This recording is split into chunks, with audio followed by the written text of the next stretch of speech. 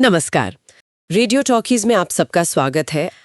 नमस्कार। आज हम यू हुआ के उपन्यास 7वां दिन के कुछ दिलचस्प हिस्सों पर बात करेंगे, हाँ, ये स्रोत हमें यांग फेई नाम के एक व्यक्ति की कहानी में ले जाते हैं। जो मरने के बाद मतलब एक बहुत ही अजीब सी एक अनएक्सपेक्टेड जगह पर पहुंच जाता है। बिल्कुल।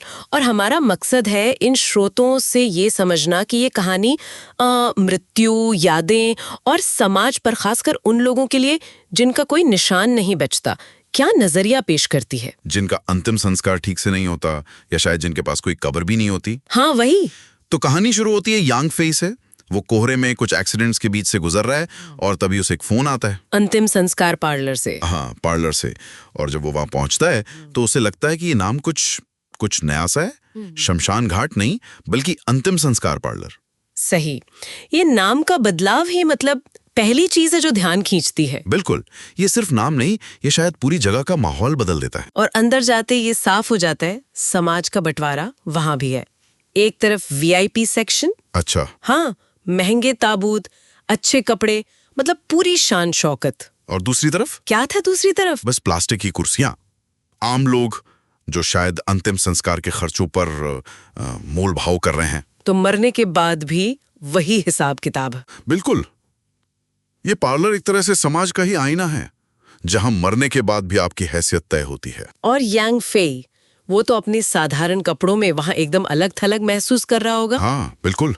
इतना कि वहां का एक कर्मचारी उसे ताना भी मारता है, कहता है बिना फेसलिफ्ट वाला गरीब। ओ, ये तो बहुत चुभने वाली बात है। फिर वो नोटिस करता है कि कुछ नंबर पुकारे जा रहे हैं पर कोई आ नहीं रहा। हाँ, और पता चलता है कि ये वो लोग हैं जिनके पास न कोई कब्र है, न ही अस्थि कलश रखने की कोई तय जगह, जिनका दुनिया में कोई ठिकाना नहीं रहा। या शायद जिन्हें याद करने वाला कोई नहीं बचा। और यांग फेई वो खुद भी उन्हीं में से एक है। अच्छा। हाँ, तो जब उसका नंबर आता है वो भी बस चुपचाप बैठा रहता है। यहीं से शायद वो आइडिया आता है बिना कब्र वाली जमीन का, लैंड ऑफ द अनबरीड। हाँ बिल्कुल, लैंड ऑफ द अनबरीड। ये सुनने में कितना वीरान लगता है ना। हाँ लगता तो है। तो ये असल में है क्या, कोई जगह? ये शायद कोई फिजिकल जगह से ज्यादा मतलब एक होने की अवस्था है, एक तरह का लिम्बो, जहाँ बिना कब्र वाले लोग भटकते हैं। भटकते हैं? कैसे? जैसे चलते फिरते पेड़ या कंकाल। वो दुनिया से तो मिट गए पर यहाँ अटके हुए हैं। और वो अपने लिए खुद ही शोक मनाते हैं। खुद ही शोक मनाते हैं? हाँ, उनकी बाह पर एक काला आर्म बैंड बंधा होता है। ये शायद इस बात का शोक है कि दुनिया उन्हें भूल गई, या शायद अपने अधूरे जीवन का। और इसी अजीब सी वीरान जगह पर यांग फेई को और भी लोग मिलते हैं। हाँ, कई लोग। और उनकी कहानियां मतलब वाकई सोचने पर मजबूर करती हैं। जैसे उसकी एक्स गर्लफ्रेंड लीचिंग। लीचिंग? हाँ, उसकी शादी खुशहाल नहीं थी और फिर उसे अपने पति से कोई बीमारी मिलती है और वो आत्महत्या कर लेती है। कितनी दुखद बात है। और एक और कहानी है माउस गर्ल लियो मेई की, वो भी कुछ कम दर्दनाक नहीं। हाँ, उसे लगता है कि उसके बॉयफ्रेंड वू चाओ ने उसे धोखा दिया है क्योंकि उसने उसे एक नकली आईफोन दिया था। एक नकली आईफोन? हाँ, और इस धोखे के एहसास से वो इतना टूट जाती है कि आत्महत्या कर लेती है। सोचिए, एक नकली फोन कैसे टूटे भरोसे का और गहरी निराशा का प्रतीक बन जाता है। ये तो बहुत ही अजीब है। और फिर वू चाओ का क्या हुआ? कहानी और दुखद हो जाती है।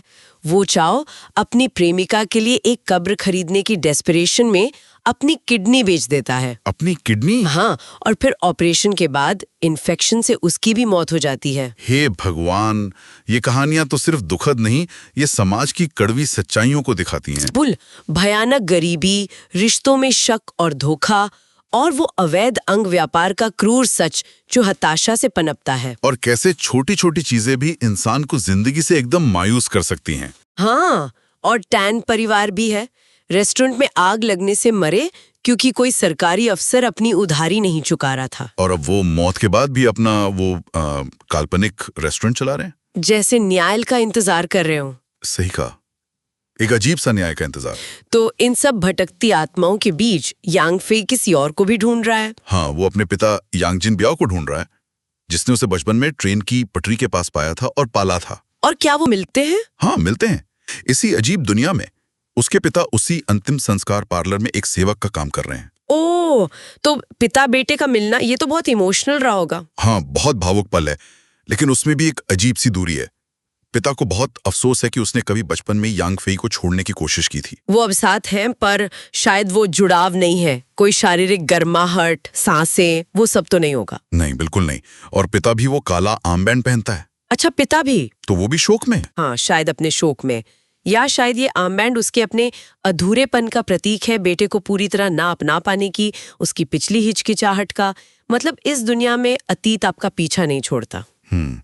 तो ये अंश हमें मौत के बाद की एक ऐसी दुनिया दिखा रहे हैं जो जिंदगी का ही एक धुंधला सा अक्स है। बिल्कुल, जहाँ समाज की ऊंच नीच, अधूरे रिश्ते, जिंदगी के बोझ, वो सब खत्म नहीं होते, बस रूप बदल लेते हैं, और बिना कब्रों वाले लोग अपनी अनकही कहानियों और अपने कभी ना खत्म होने वाले शोक के साथ भटकते रहते हैं। और ये हमें सोचने पर मजबूर करता है ना, कि क्या मौत सच में अंत है, या ये बस होने का एक और तरीका है, जहां यादें, रिश्ते, सामाजिक अन्याय सब एक अलग, शायद ज्यादा स्थायी रूप में साथ रहते हैं। हाँ, और क्या असली सुकून किसी संगमरमर की कब्र में है, या उसका मतलब कुछ और ही है, कुछ ऐसा जो शायद इन भटकती आत्माओं की तलाश से भी परे है।